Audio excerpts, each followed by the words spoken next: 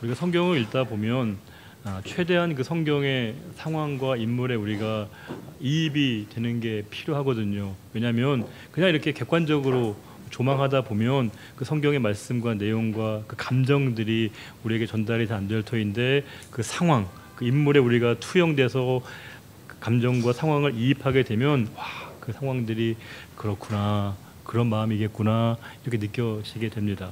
오늘 말씀을 제가 설교를 준비하면서 에스겔의 그 상황을 최대한 제가 감정과 상황을 이입해서 읽다 보니까 너무 참 기구하고 에스겔의 심정이 이해가 됐습니다. 에스겔은 지금 그야말로 남유다의 패망, 그 예루살렘의 함락을 앞두고 있는 그런 상황이었는데, 그런 상황에서 선지자 역할을 한다는 것은 사실은 좋은 얘기는 못 듣겠죠. 늘 사람들의 조롱과 따가운 시선과 비난과 욕을 먹는 그 에스겔인데, 하나님께서 그에게 이렇게 얘기하시는 겁니다. 내가 내 아내를 취하겠다, 데려가겠다, 이렇게 말씀하시는 겁니다. 이게 얼마나 청천벽력 같은 얘기일까요? 우리가 평생을 지지고 볶은 투닥투닥했던 그 배우자마저도 그 부재와 상실감이 너무 클 터인데, 에스겔에게 아내는 정말 특별한 존재였거든요. 왜냐하면 사람들의 조롱, 경멸, 비난을 당할 때 유일하게 내 마음을 터놓을 수 있는 대상, 내가 마음을 함께 공감할 수 있는 대상이 그의 아내밖에 없었을 터인데, 와, 하나님 너무 야속하시게도요 그 아내를 데려가시겠다, 취하시겠다 말씀하십니다.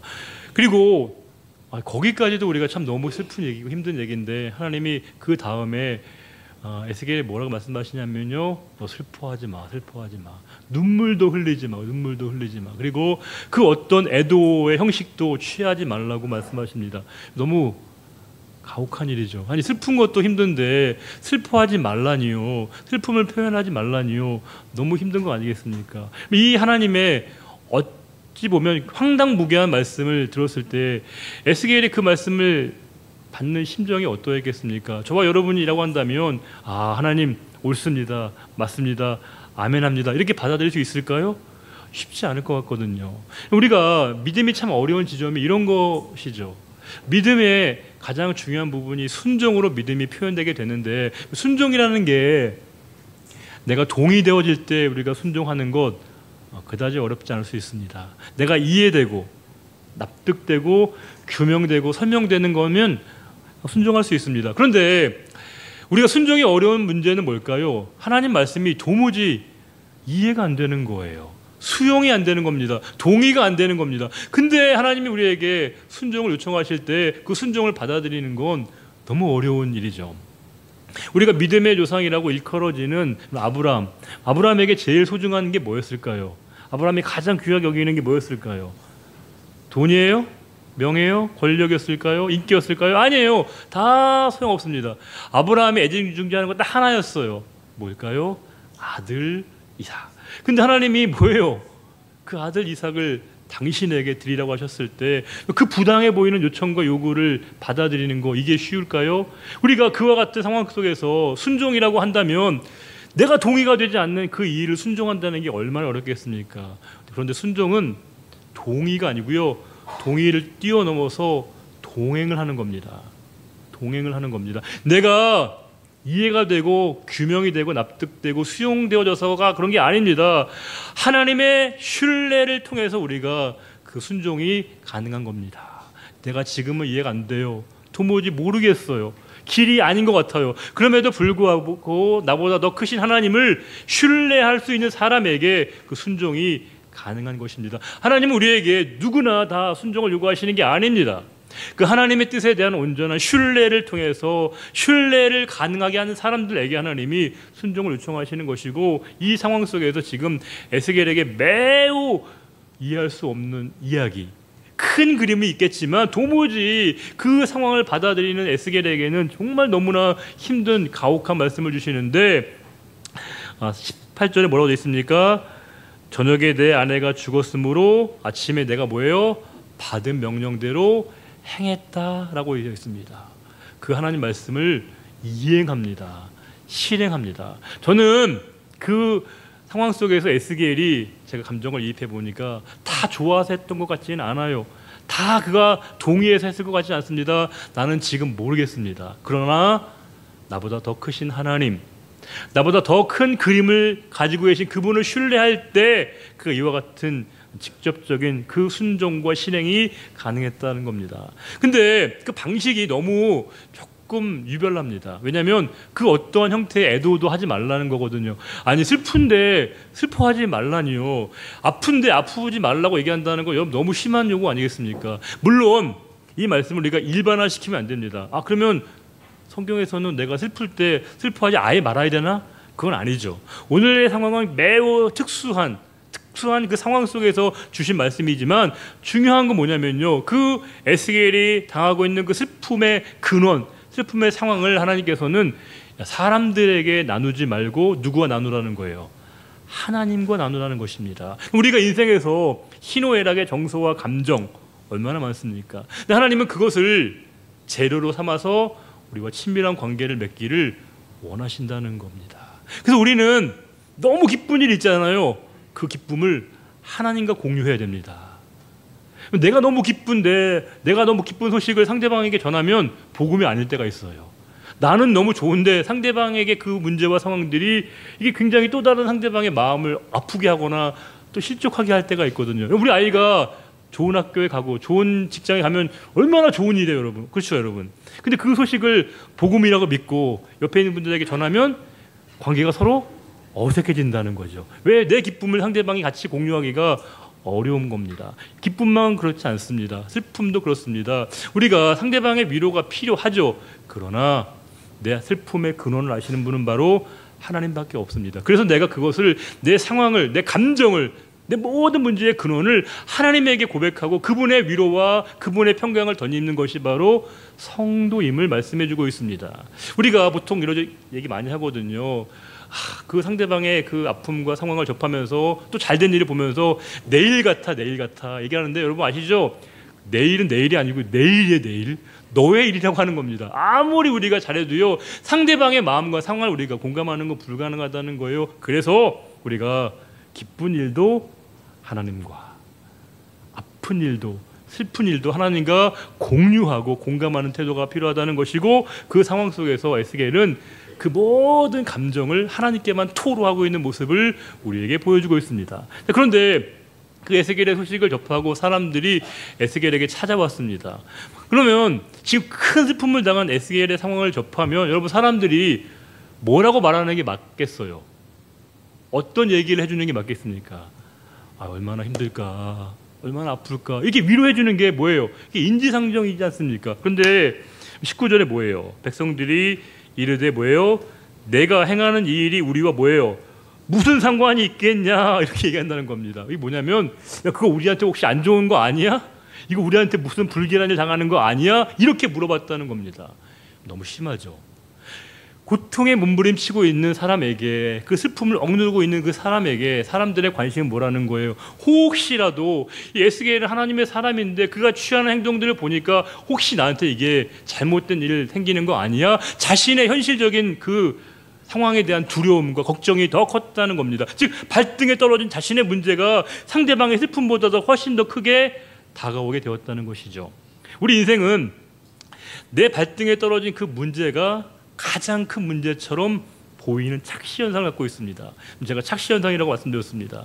내 발등에 떨어진 문제, 큰 문제죠. 그런 것이 절대적인 문제는 아닐 수 있다는 겁니다. 근데 우리는 마치 내가 지금 당하고 있고 겪고 있으니까 그것이 가장 큰 문제이고 가장 중요한 문제처럼 생각될 때가 있다는 겁니다. 돈의 문제 그렇습니다. 보통 우리는 돈이 좀 없고 돈이 좀 부족하고 물질이 점점 쪼들리게 되면 우리가 먼저 기도하는 게 뭘까요? 하나님 빨리 여유를 주세요. 빨리 저에게 이 재정을 채워주세요 라고 기도하겠지만 어쩌면 그때 우리에게 더 시급하고 중요한 기도는 뭘까요? 왜 내가 정말 물질의 청지기로 제대로 살아가고 있는가를 질문해야 된다는 것입니다. 이 물질이 내가 정말 나의 삶에서 제대로 내가 잘 하나님의 뜻 가운데 사용되고 있는가를 먼저 점검을 해야 한다는 것이죠. 보통 우리는 인생에서 가장 큰 어려운 문제, 난제 중에 난제가 뭘까요? 모든 분들이 풀기 힘든 문제는 바로 자녀 문제입니다. 저도 예외는 아니에요. 어떤 분들 목사의 가정은 늘 천국처럼 생각하는데 아닙니다. 저에게도 어려움도 있고요. 애들 진짜 제 뜻대로 안 되고 제 마음대로 안 되더라고요. 제가 애들 보면서 맨날 돌을 닦는 것 같아요. 와, 내가 막 맨날 뭐를 참아내야 되고 견뎌야 되고. 제가 원래 누군가에게 이렇게 섭섭한 일이 별로 없거든요. 요즘에 제 인생의 섭섭함에 파라는 애들 때문인 것 같아요. 이 녀석들이 제가 바라는 대로 그 한마디 안 해주고 그거 안 해주고, 그러면 굉장히 마음이 참 어려워지고, 이게 뭐 이렇지, 이럴 수 있나. 제가 그래도 이게 사람이 상도덕이 있지, 제가 한 10을 주면 한 1 정도는 이렇게 주고받는 게 있어요. 제가 위로를 받는데, 제가 볼 때는 100을 줘도 1을 돌려받기가 어려운 게 애들이지 않나 싶습니다. 이게 녹화가 되면 안 되긴 하는데 애들이 그럴 때가 있다는 거예요. 이게 생각해 보면 아이들이 우리의 생각과 마음대로 안 될 때 우리가 참 마음이 어렵죠. 힘듭니다. 그때 우리는 보통 왜 애들이 이 모양일까? 왜 이 녀석들이 누구한테 나온 걸까? 이렇게 아이의 그 상황과 문제에 모든 관심이 쏠릴 때가 많다는 겁니다. 그런데 제가 한번 생각해 볼 때 제가 아이 때문에 겪는 그 문제의 근원이 정말 아이 그 자체인 건가? 아니면 제가 그 아이의 상황을 받아내고 있지 못하는 제 자신에게 문제가 있는 것은 아닐까 생각이 들었습니다. 왜냐하면 아이는 아직 어리고 미숙하거든요. 그러면 그 아이의 상황을 제가 받아주고 받아내고 견뎌주고 또 그것을 내가 담아내는 제 마음과 영혼의 그릇이 필요한데, 제가 더 커질 생각은 하지 않고요. 왜 이 녀석이 안 바뀌어? 왜 안 달라져? 이렇게 우리의 모든 관심이 거기에 있다는 겁니다. 애가 당장 나를 힘들게 하니까 모든 문제를 아이에게 다 치환시켜서 모든 문제를 아이들로만 귀결시키는 경향이 있다는 거예요. 제가 예전 교회에서 이제 유아 세대 교육을 부모들을 대상으로 한 적이 있습니다. 근데 이 부모님들이 볼멘 소리를 하십니다. 목사님 죄송하다고요. 왜냐하면 아이가 너무 이게 통제가 안 되니까 예배가 안 된다는 거예요. 모자실에 있는 부모님들이 예배 제대로 드리기 어렵거든요. 애가 그냥 중구난방이고 막. 그렇죠, 여러분. 그러니까 당연히 예배 집중하기 어려운 거예요. 목사님, 애 때문에 제가 예배 드리기 어렵다고 이렇게 얘기를 다 하십니다. 제가 그 말에 동의해요. 그런데 안타까운 건, 만약에 아이 때문에 부모가 예배에 집중하지 못하게 하는 통로로 하나님이 그 아이를 우리의 가정에 보내셨을 리가 없습니다. 자녀는 축복입니다. 선물인 것이고요, 보석입니다. 보배입니다. 그런데 우리는 예배 불성실함의 많은 이유들을 아이에게 전가시킨다는 겁니다. 쉽지 않은 거 알아요. 저도 그랬으니까요. 그런데 그러니까 더 부모가 작심이 필요한 것이죠. 부모가 더 단단한 마음을 갖고 더 아이의 그 상황에 제 마신의 마음이 흔들리지 않도록 더 하나님께 집중하는 그 노력이 배가가 필요하다는 겁니다. 왜요? 부모니까 그래야 하는 것이거든요. 우리는 기도에도요 순서가 있습니다. 우리는 항상 다급한 기도를 먼저 해요. 그리고 또 우리가 조급한 기도를 먼저 합니다. 그런데 여러분, 다급한 기도보다 더 중요한 건요, 시급한 기도가 있다는 겁니다. 시급한 기도가 있다는 거예요. 우리가 조급한 기도보다 더 중요한 건 긴급한 기도인 겁니다. 다급한 것과 시급한 것은 동일한 게 아닐 수 있다는 겁니다. 내가 너무 다급해요. 너무 내가 조급한 내용인데 그 내용이 정말 내 삶에 가장 우선순위가 돼야 되는 기도의 제목인가는 고민이 필요하다는 겁니다. 지금 에스겔의 슬픔을 그들은 공감하지 못하고 와서 도대체 이게 무슨 일이야?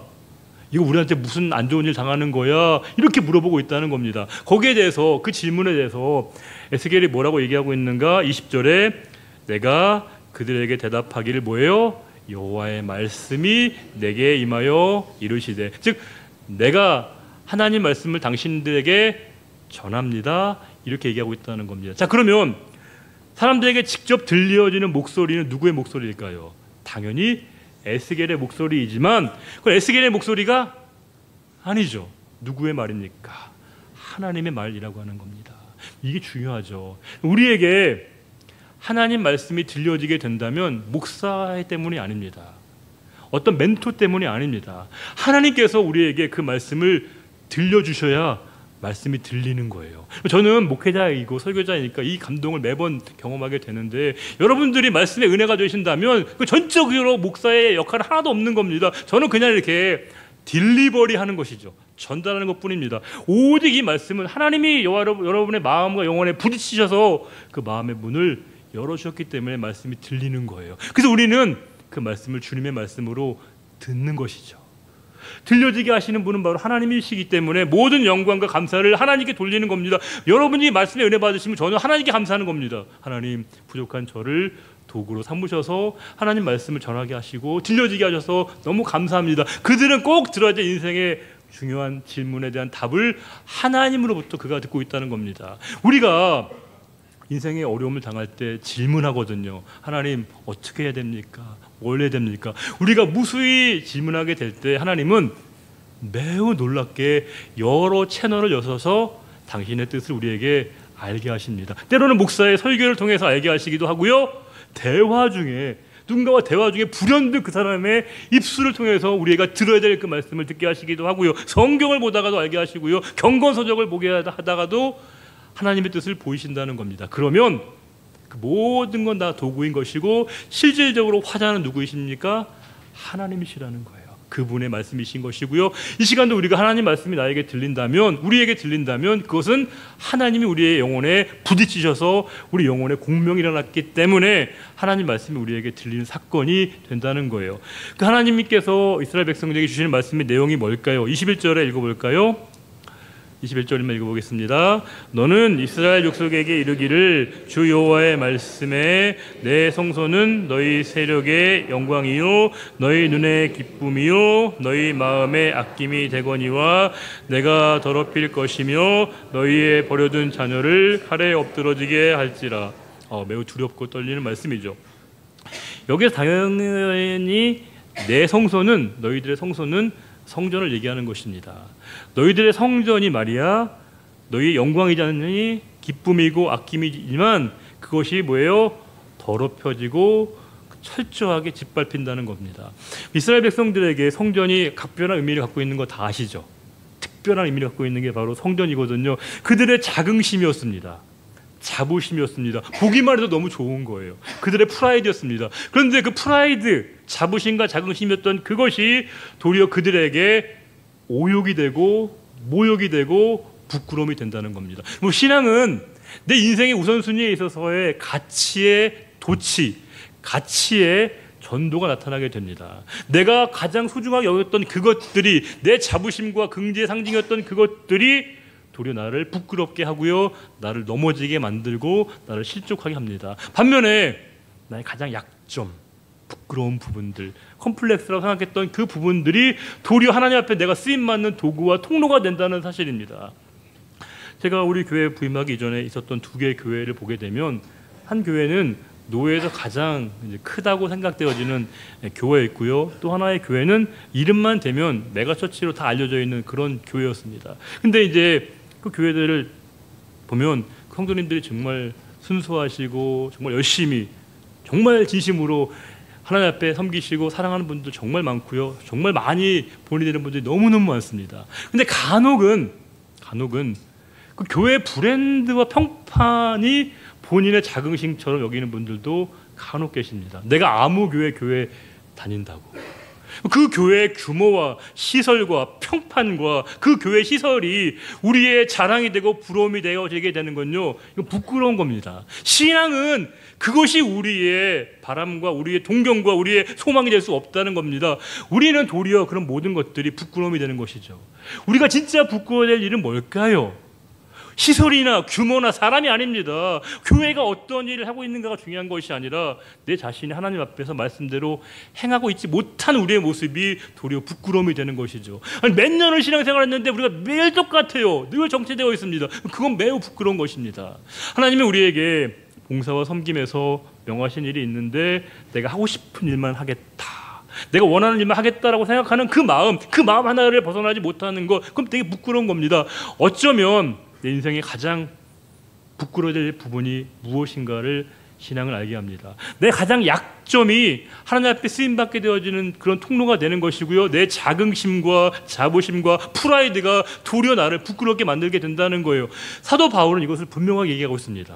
사도 바울은 가장 똑똑한 석학이었거든요. 지식인이었습니다. 로마의 시민권을 갖고 있는 사람이었어요. 그런데 그 바울이 뭐라고 얘기합니까? 그리스도를 만나기 이전에 내가 가지고 있었던 모든 것들이 뭐예요? 나에게 이제 배설물이라고 하는 거예요. 아무 소용없다는 겁니다. 도리어 그 약점, 그 연약한 부분들이 하나님 앞에 쓰임받는 통로가 된다는 것입니다. 이게 신앙이거든요. 신앙은 나의 가장 약점을 부끄러움으로 여기지 않고 하나님 앞에 그것을 솔직하게 드러내게 될 때 그 부족함과 약함을 통해서 하나님을 만나게 되어지는 통로가 되어지는 것, 이게 바로 신앙이거든요. 지금 이스라엘 백성들은 성전 지어놓고 와 너무 좋다, 이것이 우리의 자부심이다, 자긍심이다, 프라이드다 생각했는데 도리어 그것이 그들을 가장 부끄럽게 만들고 있는 이 가치의 전도가 그들에게 나타나게 되었다는 겁니다. 그때 주님께서 뭐라고 말씀하시냐면 22절에 너희가 에스겔이 행한 바와 같이 이렇게 행해야 돼, 이렇게 그들에게 말씀하시고요. 24절에 이같이 에스겔이 뭐예요? 너희에게 표징이 된다. 그래서 너희가 그를 본받아서 행해야 된다, 이렇게 말씀하십니다. 이 말은 뭘까요? 에스겔이 그들에게 본이 되라, 너희는 에스겔을 본받아야 된다, 이렇게 말씀하시는 거죠. 그렇습니다. 신앙은요, 본을 받는 거예요.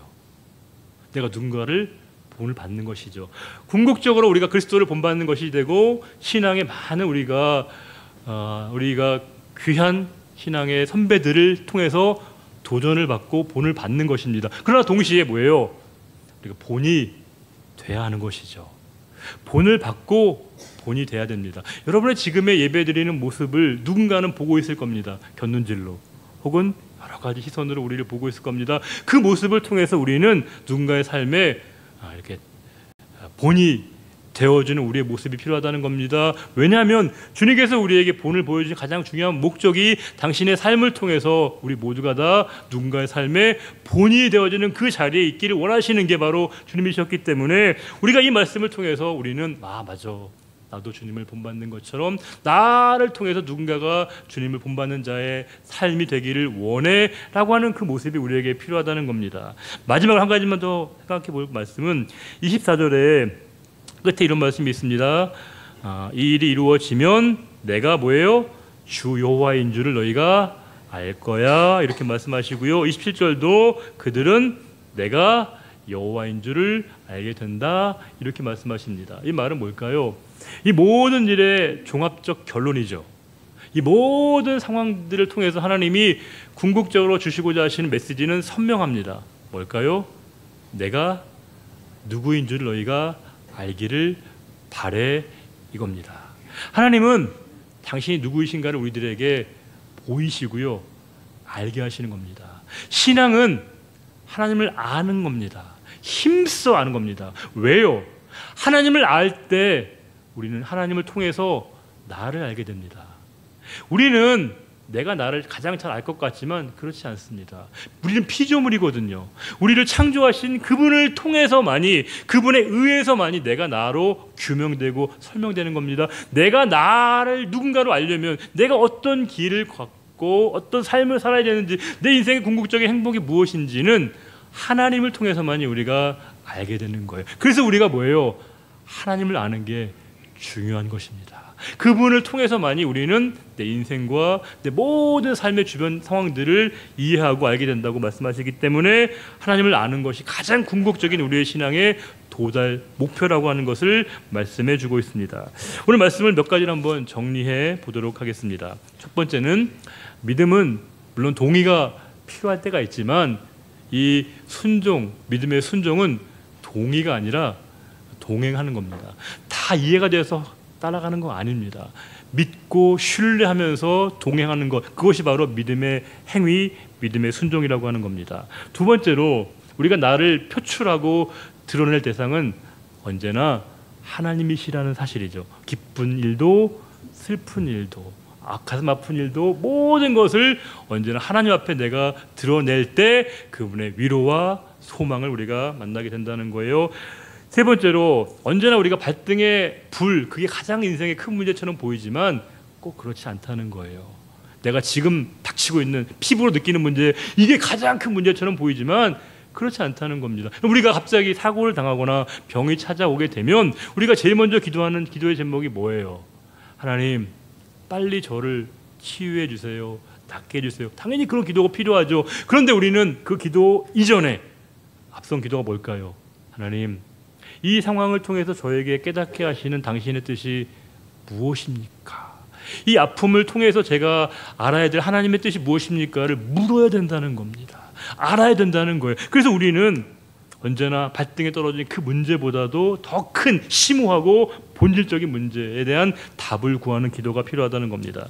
네 번째로, 너무 당연하지만 너무 중요한, 저와 여러분의 인생의 모든 질문의 답은 하나님이 주시는 겁니다. 어떤 개인에게 들었다 한들 그 답은 하나님이 그를 통해서 주시는 겁니다. 언제나 하나님이 저와 여러분을 사랑하시기에 우리에게 가장 필요한 답을 언제나 주신다는 겁니다. 다섯 번째로, 신앙은 인생의 우선순위의 전도, 도치가 일어나게 됩니다. 가장 내게 소중했던 것들이 자부심의 상징이 부끄러워지기도 하고요. 가장 연약한 부분이 하나님 앞에 쓰임받는 통로가 된다는 사실입니다. 여섯 번째로, 신앙은 본을 받고 또 본을 보이는 것입니다. 제 삶도 여러분들에게 본이 되어주길 바라고 있고요. 여러분의 삶도 누군가에게 본이 되어주는 것, 그것이 우리가 상호적 우리가 책임을 갖고 있는 성도의 모습이라고 하는 겁니다. 일곱 번째, 마지막으로, 하나님을 알 때 나를 알 수 있습니다. 하나님을 통해서 나를 아는 것이고요. 하나님에 의해서만이 우리를 알게 되는 것입니다. 우리 27절 말씀을 한 번만 더 읽고 오늘 말씀을 마치겠습니다. 27절에 하나님의 말씀이십니다. 그날에 내 입이 열려서 도피한 자에게 말하고 다시는 잠잠하지 아니하리라. 이같이 너는 그들에게 표징이 되고 그들은 내가 여호와인 줄을 알리라. 아멘.